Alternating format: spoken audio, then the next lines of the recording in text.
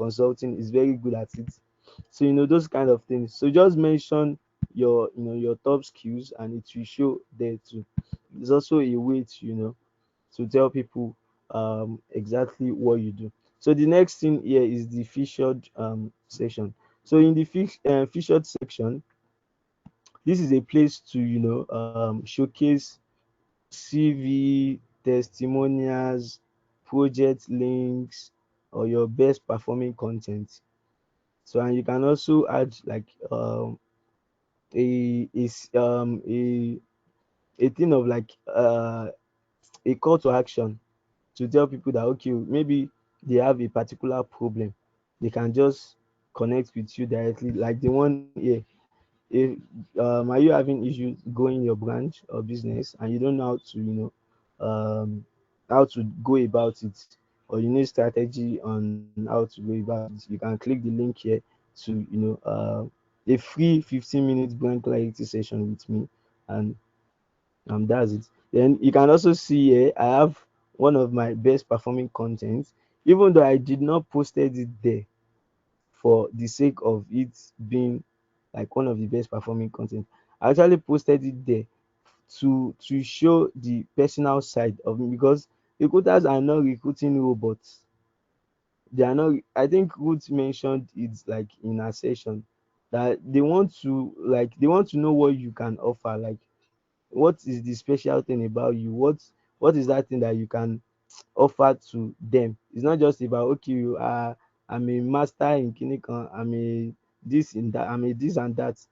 It's not just about that. If they go through this post, they will know a bit about my personality. That okay, this person is also this is like a personal touch kind of post. So I just added it there. So instead of them going swiping through, like scrolling through my posts, so they can just read some of the most important things here. So this is another post still talking about brand strategy and like. So, and here is about logo and so you can just add, just showcase that personal, the personal side of you. Is like a place where you brag, but you don't really brag in like the brag. You brag in a subtle way, like indirectly. You are putting yourself in, at the recruiter's faces that okay, this is exactly who I am. This is what I can offer you. So they know okay, this person, we can work with this person. So after the featured session, you can see your activities, blah blah blah. Then experience. So in the experience session, this is where you add. It's just like, should I say, is the CV session or the CV section on LinkedIn, where you add your experience, the results, what you've achieved over time, and it's also where you can, where you can tell your potential recruiters that okay, this is the thing that I've done over time, or this is how I've grown over time. Because once you see your experience, that maybe over the years, that okay, this person, maybe in 2021, I want to use an example, maybe in 2021 he was working with one small branch in Nigeria. Then in 2022 he got an opportunity to work with a brand in South Africa. Then in 2023 he got an opportunity to work with another brand in UK. Then in 2024 he's working with a brand in the US. You see that that is a growth. So it's not just about just putting things. When you are writing your experience section, make sure that there is a growth. There is a growth from the previous years to the current year. So if there is no growth, it won't look really special. It won't look really unique or different or tangible. So it's not just about writing experience on your LinkedIn. You have to write it in such a way that it shows your growth over the years. I remember when I finished design, like when I was still in the higher institution, that I learned the design skill. And then I used to volunteer for stuffs. It's not everything that I've even added. I just added like some of the surface things that I just added there. It's not like I just added everything. So I volunteered for stuff just to get that experience that okay, I already have this skill. How can I apply it? How can I position myself? And that's also one of the essence of what um, Ruth and Asma said earlier in their presentation. Those kind of things they give you, that they give you that should I say the know-how to get opportunities. So it's not just about learning a skill or graduating from a school. I can do this thing. It's not just about I can do. You have to know how to do it. There's a strategy behind everything that we do in life. There's a strategy behind it, and um, getting opportunities online won't be the last. So it's very, very important. Like I said, in your experience, that's to show that growth over the years. That okay, well, I've grown. So it's very, very important. Then another thing is wait, um, another thing is after your experience is the education, because I'm a graduate of University of Ilorin, now the better by far. The number one university in Nigeria. Every other university is just capping. So I also have license in um I wrote it there, graphic design illustration using Adobe Illustrator, Photoshop, all these one licenses and certification. I don't think recruiters really look at it, but you can just add them. It's just like a way of showcasing what you've especially if you go through the program that they mentioned earlier. You can come on LinkedIn to showcase it too. LinkedIn have their own courses too that you can take, even though I think it's paid. So you just pay and take them. You add it to your license and certification section. Then in your okay, you can also add a volunteering section. Can add what you've done and the likes.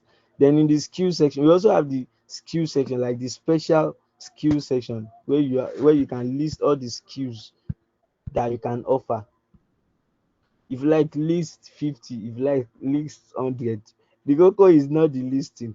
The koko is, can you do that thing that you are listing? You see some people, they just be listing. But if you tell them that okay, come and do one simple thing that is related to what they've listed, they can't really do anything there.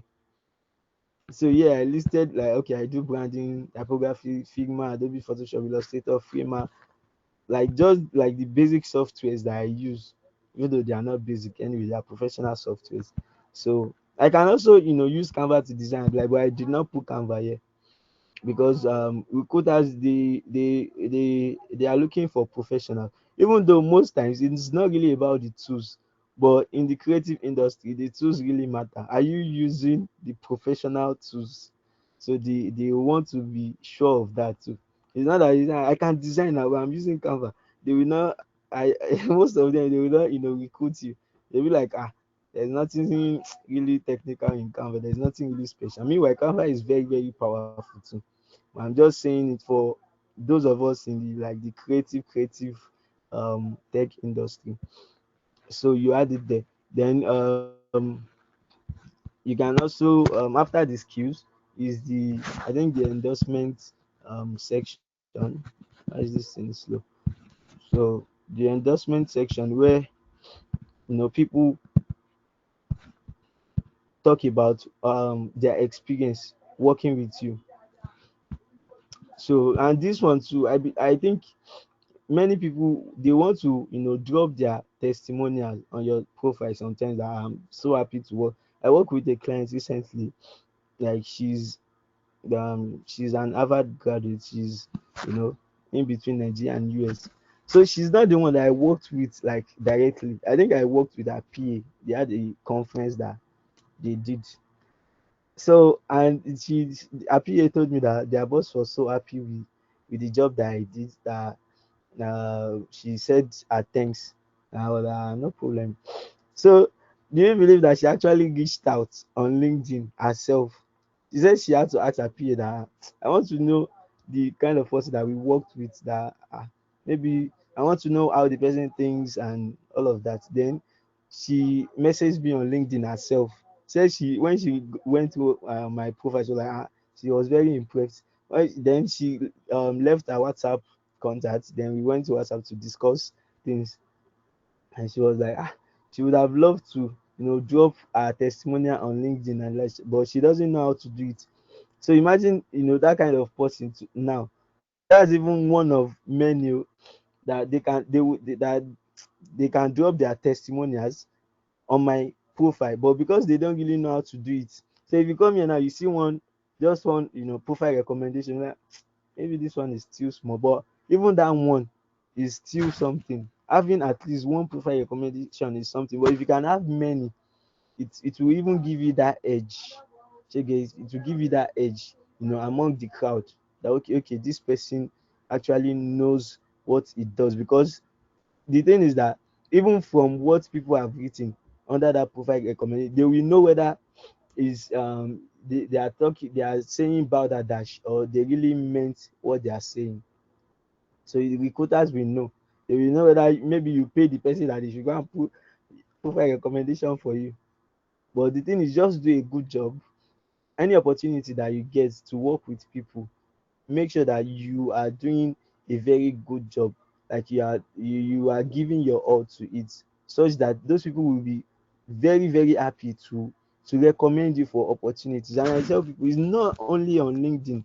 Yes, LinkedIn is a place to get people that you don't even know before, to get them to work with you and the likes. But outside of LinkedIn, if you build your personal brand is not only on LinkedIn, it's both online and offline. It's what you do, it's your decisions, the things that you do outside social media and what you do on social media. That's it is everything that comprises your personal brand. So if there is nothing really good or really great to say about you, even if you have the best profile on LinkedIn, trust me, you will, even if those recruiters, if they reach out to you, maybe one of those people that you've do like you've behaved to in a wrong way. Maybe they know that person that have reached out to you, they just say that, this person, don't work with this person, this person will just collect your money, will not do your job, don't work with this person, this person will just be promising you that he will deliver, and in 2 weeks he has not delivered. So you get, so those kind of things, they affect us. It's not just about the building your brand online, it's about everything about you. So you have to make sure that you are checking all of those things. So basically that's every aspect of LinkedIn. You can also add courses that you've taken, languages. So because languages is important too for recruiters, or for people that are going to give you opportunities. Okay, can this person even speak English? Does he understand English? So you get, so maybe it's one person that does not even understand English now, that they help the person to optimize his page. So you reach out to the person and you say, oh, I want to do a particular thing, and the person was like, ẹ jọ mi ò gbọ́ yín, ẹ sọ Yorùbá. Shey you get, so it won't be like that. So it's very, very important that um you check all of these things. Then courses, health, environment, and the like. So those are my personal interests anyways. So I think basically that's all about profile LinkedIn optimization, like your profile optimization. And that's like the first step, is the first step, like out of like 100 steps. In fact, my page might look optimized, but if we actually, because they have one software to calculate, link. I think I've forgotten the software. So if the software check my page, you probably put it at maybe 60 or 70%. It tells you that like your profile optimization can never be, you can never finish optimizing your LinkedIn. You can never like finish optimizing it. It's a continuous step. As you grow to as you grow, you have to be renewing things about you on it, even though you don't want to be too different from who you were last year or last year. But you have to be, you know imputing those things that those growths. Let them know that you are a different person.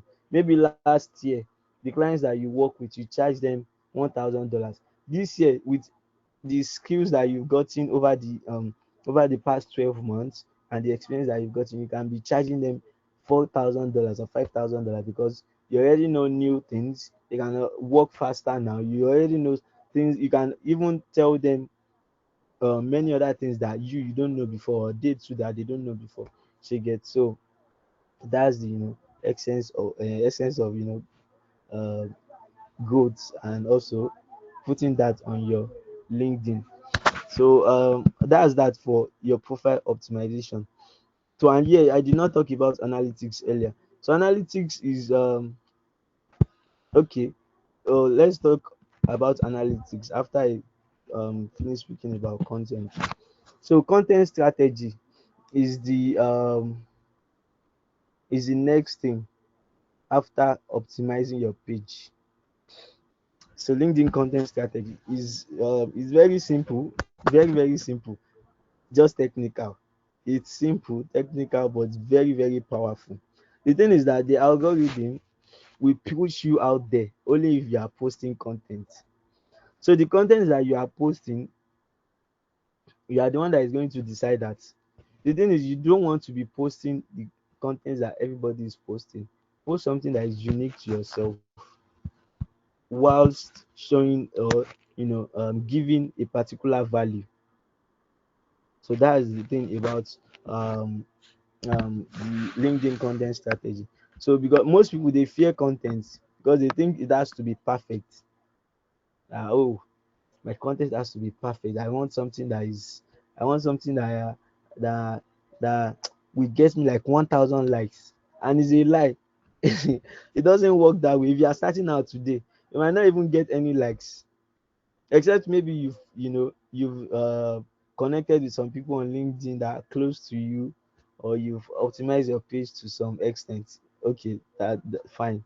But if you are just starting out, you will not get that huge results yet. And I think I mentioned it earlier, just to go back, that it's not really about your followership or your follower base by having thousands or millions of followers. Even if you have 500 followers and you fully optimize your page and you are posting the right content, people will reach out to you. Like, people will reach out to you, like, okay, I think you do this thing. On my LinkedIn, I have like 627 followers, and I think I've had like 10 or 15 persons like that have reached out to me about, oh, they want to do something like paid offer. So it's not really about it's just about being consistent, being authentic and valuable. So once you are valuable, like you post valuable stuff, you share value to people, they already hold you in high regard, and that way they will recommend you for opportunities, even if they are not like hiring you themselves. So let's check my activities. One of my activities is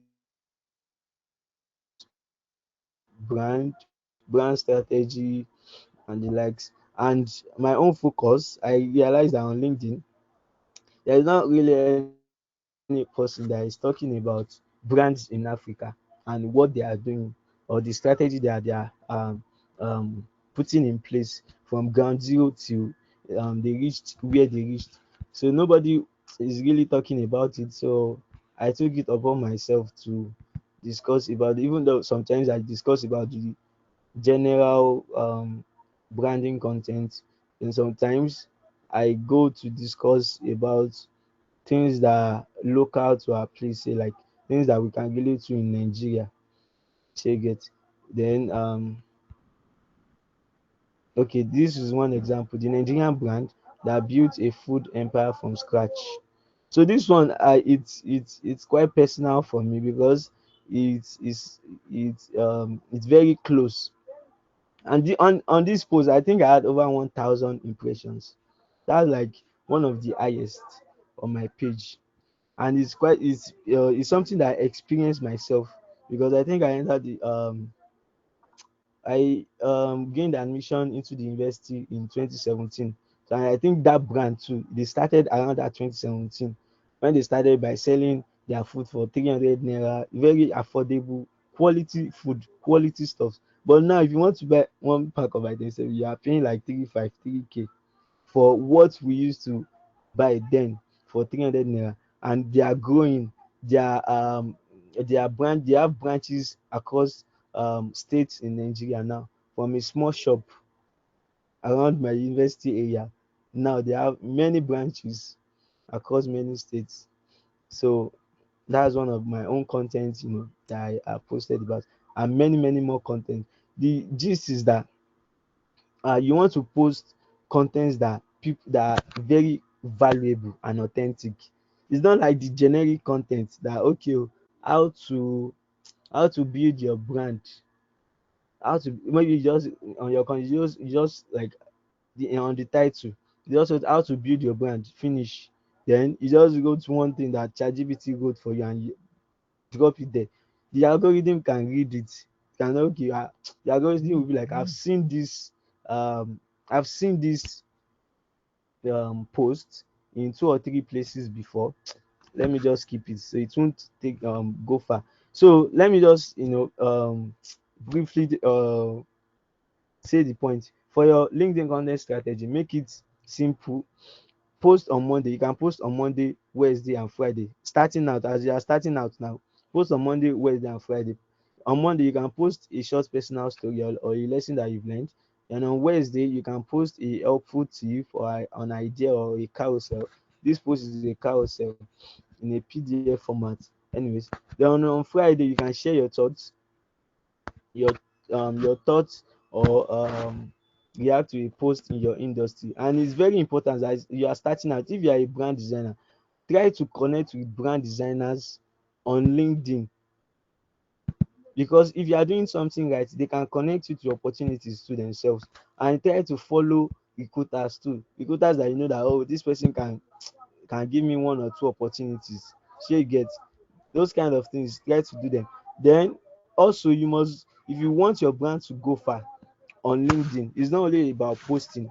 Show up in people's comments. Like, always comment, always drop values in people's post. Okay, maybe they posted a particular thing. You can drop your own idea, your own opinion on it. Those kind of things. It's, it pushes your it makes the algorithm to push your profile out there, that, okay, this person um does so it shows your brand to many more people. And try to make sure that on most of your content your face is showing.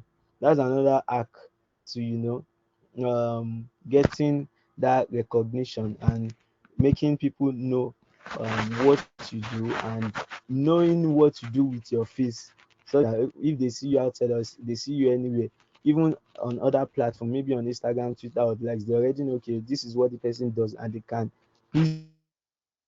easily talk about you or recommend you. So I will end it with common mistakes that people do on LinkedIn. So number one thing is having a boring or generic headline. Like, I'm a graduate of Unilorin and I study plant biology. That's all. Is there anything special in it? Nothing special. You not even talk about, maybe, okay, you have an interest in research or biotechnology or bioinformatics. Those unique things.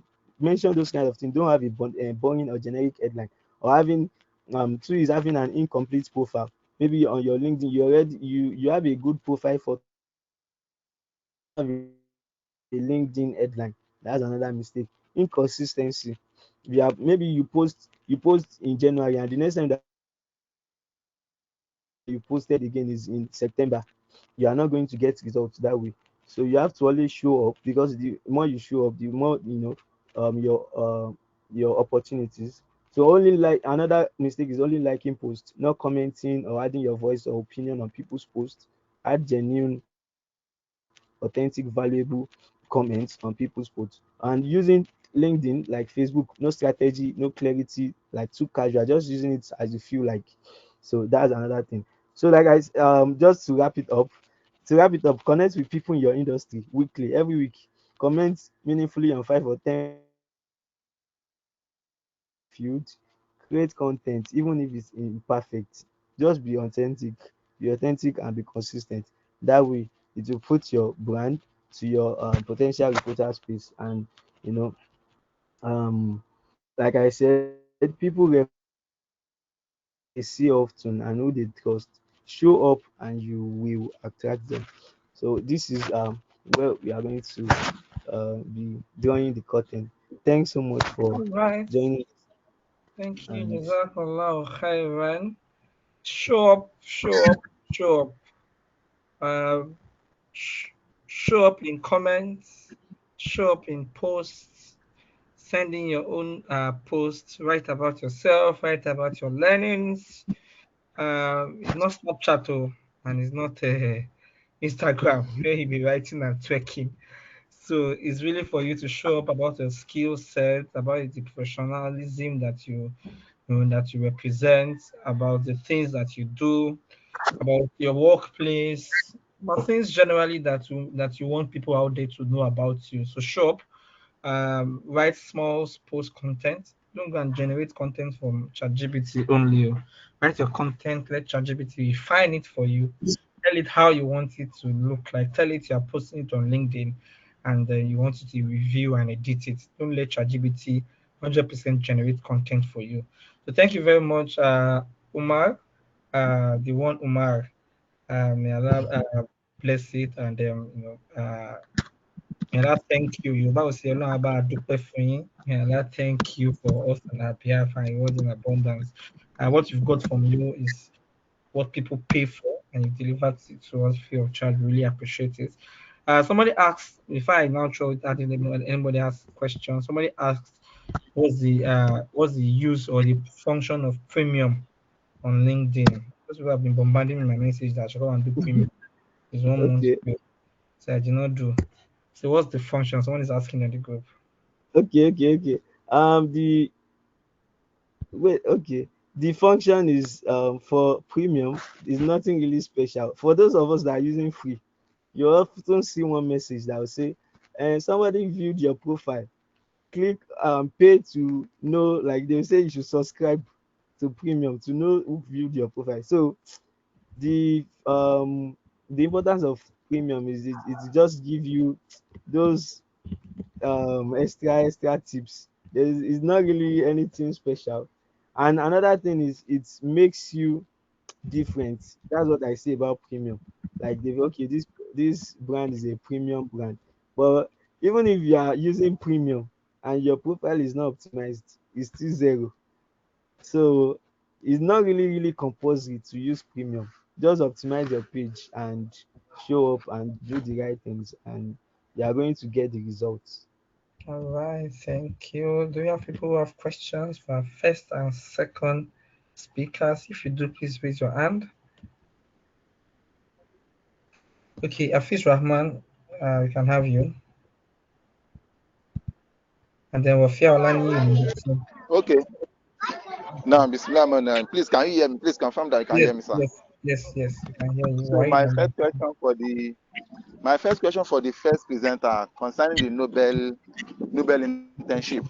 So my first question is number one: can someone put in for two courses simultaneously? That's one. If that is not possible, can someone apply for more than one course? Maybe finishing the particular course and applying for another one.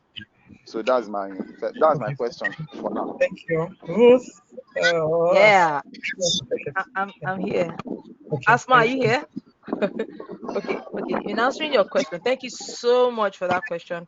It's very insightful. I told us about the fundamentals and then the specializations levels. So for the fundamental level, everything is being planned out. You can only take one course a week or one course a month, depending if you're on the weekend program or you're on the weekday program. If you're on the weekday program, one course a week, the next week another course, the next week another course, then in 2 months you're done. But if it's the weekend course, 1 month one course, another month another course. So that's why it will, stay the length of 4 months. But when you get into specialization, then you can, because when it's specialization now, it's more freer, it's not as rigid as the fundamental stage. You can take two courses. I think in the specialization stage is mostly one course a month. So you can actually squeeze in 2 courses or 3 if you have the strength for it. Yes, thank you so much for that question. All right, thank you. Number 2, Fiat, and then Wahid will go next. Okay. Good afternoon, everyone. Afternoon. To the second presenter, thank you very much for the other presenters as well. Really appreciate it. So my question is this: like for an individual that is switching role, so probably you were into it's also all in the same industry, right? Like you're switching role from one role to another, but within the same industry. So you have a different thing on the LinkedIn earlier. Now you are learning to switch to another thing. You're still on the learning, like you're still learning. You're not yet good at it. So it's just advisable for you to now put that out when you know you are still not yet good for it. So that by the time the recruiters reach out to you, you are still like, I'm still learning. I don't. Do you understand? So what is to be done? Like, do you leave it as the old one, or you still have to edit it based on the new thing you are learning? Thank you. All right, thank you so much for that question. So the thing is that recruiters they love to see that it's not really, they don't want the perfect person. People used to think that okay, until I'm perfect at this thing, and you see people that they don't even have half of your skill. They are making like they are making tons of money that you can only dream of, and those people they are not even as good as you. It's because you are thinking, oh, I have to be perfect to show the, just like you said, you can change your profile to that thing that you are learning. Then you can talk about what you learn each week, or maybe this month I learned this and I've been able to do this so thing, or I've been able to progress this far. So those kind of things, it gives, it also adds to your own personal brand that, oh, this person is a person that is so determined, or that is very serious about growth, and has passion about this thing that they are doing. So you don't have to be perfect. Just be free, be imperfect, just show up, talk about what you learn. It's not about your wins alone. Talk about what you learn, what how you are going, and those kind of things. Just put it there. You don't have to be perfect. That's it. So that's just it. All right, thank you very much. And to add voice to that, yes, when you're learning skills currently, you can always put it on your profile. However, you can put the state as beginner, you're at intermediate level, you're 70% there. And when they ask you during interview questions, you can always mention the state at which you are there. But not putting it at all is a disservice to yourself. Once you start learning a skill, you can put it out there. That's in your CV or in your visibility. You can put it out there. If you're taking courses, you can write something about, oh, someone is a friend of mine is taking a 13-week course on a particular, I think Python or Java, whatever it is, on the physical session. As he got to the venue, he took a picture with the background of the place, day one of Kineko course, just to begin to, and every day I see him putting day two, day three. Sometimes we take pictures during the session. Today we are taking, the lecturer, the facilitator took us through this, and this. So people are seeing the growth, and they saw how you even you got to the journey of what you say you learned today. So yeah, you can always put it out there. Wahid, and then Olamide Sodiq. Yeah, thank you, Mr. Oman and Ruth, for your presentation. My question is more or less like a clarification. It seems I heard you saying that personal profile and work profile. Is it possible to manage the two together? Marry the two together? Your advice. Okay, thank you. Okay, is the question directed to me? Yes, yes. You talked about Okay, personal okay. profile and Yeah, work profile. yes. It's important that both of them are aligning, so that um it gives you that professional look, that you actually know what you are doing. Because if your cover banner and your headline, if they are contrasting, that's already an issue. It's just like maybe you graduated from mechanical engineering, you study mechanical engineering in school, and then in your CV you wrote I have 3 years experience in uh ah, I don't know the example to give, but something that is not really aligning with that mechanical engineering that you did in school. Maybe you say, oh, I have 3 years experience fixing in fixing bulb, when you did not studied you didn't studied electrical engineering. Those even if you can do it, don't put it on your profile. That way it will be contrasting. Just have a specific profile, have a very clear profile that people can, okay, this is what you do. So that's the reason why it has to match. So yeah. All right, thank you. Adding voice to that, yes, I think what he's trying to say is that you should carve a niche for yourself and go all out to put that niche out there. So you're skilled at FP&A, financial plan analysis, and where you work to, you do FP&A. As you're talking about your work, you're talking about yourself. As you're talking about yourself, you're talking about your work. So you can always find, if there are two different skills that may not actually be the same, one and same. There are ways you can blend them, to create one whole you about your personal brand and about the brand that you represent at the work that you do. There's always a way you can blend both and put all that. But it's important that you're not here and you're there. Today, you're thinking of a publicity speaker, is you you're seeing. The next day, you're thinking of an engineer, is you you're seeing. Like they say, stay one place, let thunder, no way will fire. So just always find a place where you will balance. So that's really it. Jazakumullah khairan. And the last question, Sadiq Olamide, I guess. Okay, good morning, Mr. Aremu Sadiq. Good morning to the host. Thank you for this wonderful session. So my question is, I'm a pharmacy student and I'm also into UI UX designer.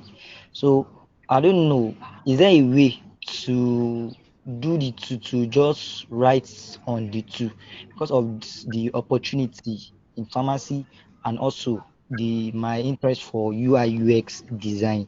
So is there a way you can combine the two, the content, like write content for UI UX design and write for pharmacy, mainly on health, maybe the symptoms or some disease, talk about some disease or some things that misconceptions. So talk about health and talk about UI UX designer. Is it okay like that, or is there any other way to go about it? Thank you.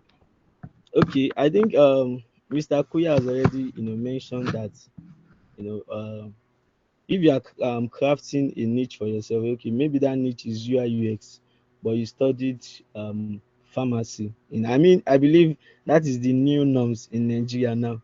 You don't just survive with what you study in school. Even if you have passion for that thing, you still want to have one special skill that that can um, give you that edge out there. And the thing is that even if you are a graduate and you don't have anything else except being that graduate, you are already at a disadvantage. But if you are a graduate with a skill, you have an advantage. So talking about your question, the thing is that you can mix both. You can mix both, but your profile and your headline, like your headline profile, and your cover, even if you don't have cover banner, even if it's just headline, you can add, okay, maybe uh, you are a graduate of pharmacy or however that you guys used to write it, but you do so. Maybe you build products, you build fintech products for companies, you build SaaS products for so you already know that, okay, you graduated with you studied pharmacy, but this is what you currently do. Shey you get? And there are some people that their own thing is not really about UI UX or coding or the likes, that they build their own brand on research, or that I'm a researcher, I do and so, especially for those of you people that want to jackpot. You see that their own brands, their own profile is usually different to we in the technical space, because the thing is, just build your profile, build it in a way that it attracts the goal in your mind. Shey you get? So the end goal that you want, build your profile in such a way that it attracts that end goal. If your end goal is I want to jackpot, you build your profile in such a way that, okay, you know that, okay, this person is actually looking for scholarship opportunities and the likes. But if it's that you want to major in the tech or the things that you are doing, that is exactly what you are doing at that moment. That, okay, I'm a professional UI UX designer and I build products for brand. build your brand around that, while you can still add in your profile that you are a pharmaceutical graduate. So that's just it. It's not complicated at all. And it doesn't mean that you cannot post on both things. Just about posting, be free. Don't be rigid. Don't overthink it. Just be free. So that's it. Yes, thank you very much. I think the question was so similar to the one we have on the chat box, and I was already typing an answer to show the person when they said that the person was asking, the person taking it down. The person was asking that is a medical person, medical line, and he also does fashion. So I think it's similar to the question that was just asked and answered. So yeah, you can always find the balance on posting that out there, even though they're poles apart, brand or fashion designer and a clinical practitioner. We can find ways to push it out there. Maybe the reality is that there's no one answer that fits all.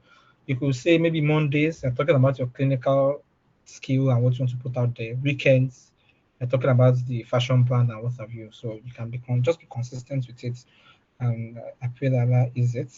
Can one have two LinkedIn accounts? Of course, if you have two different emails, you can have two LinkedIn accounts. Do you now have the energy to be consistent with both? That's the answer. So that's why it's best to maintain one and then find ways of, if it's two content you want to push out there, find ways of pushing those two out and be consistent with it. Maybe Mondays or Tuesdays and Wednesdays is when you're doing your clinical. Weekend is when you're doing your brands or fashion design, so that people don't mix it up. It's best to be one. However, you can always find balance to do two. Yeah, I think this is where we will be join the curtain. Thank you for everyone who has contributed. Okay, there's one more question. For someone who volunteered a lot in different areas, climate action, mental health, and the likes, all these don't relate with one's career. Do you also need to post that? Yes, of course. Volunteering is a skill that is very valuable. It talks about the total you. You're not just about money and numbers. You're also about community support. You're also about showing up for people and all of that. So volunteering is one area that you can always push out there, but you should have a purpose. You're not just here and there. Have a purpose of what you're volunteering for and sell that purpose out or promote that purpose out there.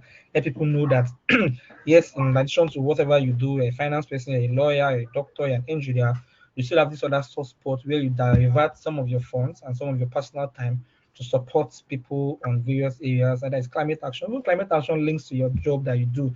So because sustainability and climate fits into every walks of life. Okay, mental health, children, education for all, and all of those things. You always find ways to link it to one of the sustainable development goals, SDGs, and then promote that. And that's also giving yourself an international recognition of what you do. So yes, you can always do that. So thank you everyone for your time. We appreciate your time spending about 2 hours with us now. We'll see again next month for our book review, I guess. And then we have another webinar before the book review. We recorded the session. The number of people have requested for recording. We've dropped the YouTube page. It will be uploaded on our YouTube page. We've dropped the YouTube link, and I think we'll just drop it again so that you can access the recording once it's uploaded on the YouTube page. Also, thank you to our guys from Noble Navigators, Madam Ruth, Madam Asma, and Madam Kachi. I think I got it. I saw Madam Kachi too on the call. For us, if you want to register, we've dropped the link on the WhatsApp platform as well as the slides that was presented. Asma has also just dropped the link on the chat here, so you can always access and ask questions. I don't know if Ruth wants to also drop a WhatsApp number on the chat so that if you have questions, you can always reach out to Ruth directly. She's open, very down to earth person. I had a 2-hour session, a 1-hour session we had some time ago. That was really, really eye opening. So you can always reach out to her. She will give you all the answers that you need. Please, we want us to really take advantage of this internship opportunity. That's what we have for at Grammar. Even if you think that you're not going to use it now, no knowledge is wasted. It's a waste, if like I say. So go to the site, see what you can take. 1 week, 2 weeks, 1 month, and then you've added a skill or a badge to yourself. So thank you, everyone. Continue to be the best versions of yourself. Keep representing us as good professionals and then good Muslims as well. May Allah continue to make us the best, and may Allah continue to ease our face. Thank you very much, everyone. Do have a wonderful rest of the weekend. Assalamu alaikum wa rahmatullahi wa barakatuh. My wabarakatuh.